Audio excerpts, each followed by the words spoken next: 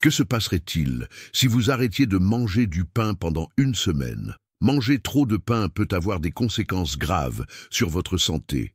Cela entraîne une prise de poids, ne procure pas de satiété et peut favoriser l'apparition du diabète. Il est indéniable, le pain fait partie de l'alimentation de beaucoup d'entre nous, mais le pain moderne est devenu un véritable poison. Il est dépourvu de nutriments essentiels, riche en sucre et en sirop de maïs, des substances néfastes pour l'organisme. De plus, certains grains contiennent un composé appelé acide phytique qui empêche l'absorption de minéraux vitaux comme le fer, le zinc et le calcium.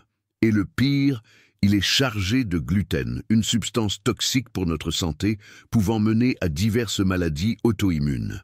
Restez avec moi. À la fin de cette vidéo, je vous donnerai une recette simple et savoureuse pour que vous n'ayez plus jamais à manger du pain. Souvenez-vous, le pain que Jésus mangeait n'est pas celui que vous consommez aujourd'hui. Au XXe siècle, la production industrielle de la farine a commencé, ce qui a considérablement dégradé sa qualité. Voici la preuve.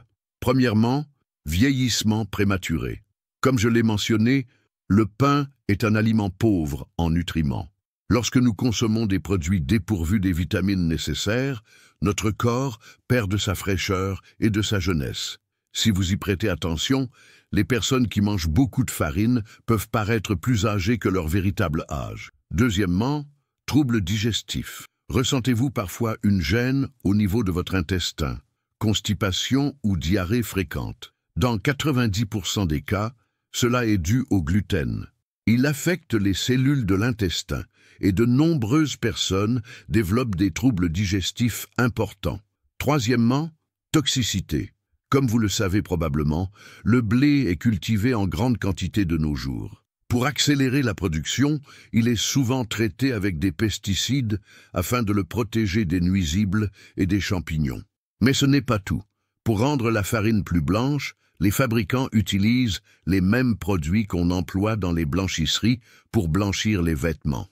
Du peroxyde de benzoyle, des pyrosulfates de sodium et de calcium, ainsi que du dioxyde de chlore. Si le pain que vous achetez est fabriqué à partir de farine raffinée, il a malheureusement subi toutes ces étapes de transformation. Quatrième point, éruption cutanée. Nous sommes ce que nous mangeons. Vous avez sûrement déjà entendu cette expression, n'est-ce pas? Eh bien, si une personne consomme trop de produits à base de farine, cela finira par se refléter sur sa peau. La majorité des problèmes de peau proviennent d'une réaction au gluten. Le gluten ne s'élimine presque pas de notre organisme et a tendance à s'accumuler dans les parois du système digestif, endommageant ses cellules. Avec le temps, cela perturbe l'absorption des nutriments essentiels. Alors, avant de chercher des solutions pour votre peau, examinez d'abord votre alimentation. Cinquième point, addiction. Connaissez-vous quelqu'un qui est littéralement accro au pain? La vérité, c'est que le pain crée une addiction. La farine provoque une libération rapide de sucre dans le sang, ce qui entraîne une production accrue d'insuline. Vous avez mangé un petit peu de pain, mais votre taux de sucre a rapidement grimpé puis chuté. C'est pourquoi, peu de temps après, vous ressentez à nouveau une envie de manger. Et ce cercle vicieux est un chemin direct vers le développement du diabète. Maintenant, je vous pose la question. Êtes-vous prêt à éliminer le pain de votre alimentation? Si oui, découvrez cette recette simple et savoureuse qui vous aidera à dire adieu à ce poison de votre table.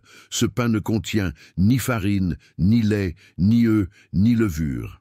Pour cette recette, vous aurez besoin de 200 g de fécule de manioc, sucré ou acide, 200 g de patates douces, 1-2 tasses d'huile de coco, eau chaude, du sel selon votre goût. Commencez par couper la patate douce et faites-la cuire avec la peau. En attendant, préchauffez votre four à 200 degrés. Lorsque la patate douce est bien cuite, retirez la peau et écrasez-la soigneusement. Ensuite, dans un bol, ajoutez la patate douce écrasée. Ajoutez la fécule de manioc, puis l'huile de coco et mélangez bien. Petit à petit, incorporez de l'eau chaude et mélangez jusqu'à obtenir la bonne consistance. La pâte est prête lorsqu'elle ne colle plus. Une fois la pâte prête, huilez un plat de cuisson. Formez des petites portions de pâte pour vos pains et placez-les dans le four pendant environ 30 minutes. Ce temps peut varier selon votre four. Lorsque vos petits pains sont bien dorés, sortez-les du four. Ils seront moelleux à l'intérieur et croustillants à l'extérieur. Il ne vous reste plus qu'à servir et déguster cette délicieuse recette en famille. Une préparation simple, rapide et extrêmement saine. Si vous le souhaitez, vous pouvez également ajouter des épices selon vos préférences. Ajoutez du sel rose, de l'origan, du curcuma, du poivre. C'est à vous de personnaliser votre pain comme vous l'aimez. Alors, êtes-vous prêt à tester cette recette et à me dire ce que vous en pensez? Aidez-moi à partager cette vidéo avec un maximum de personnes. Que Dieu bénisse vous et votre famille.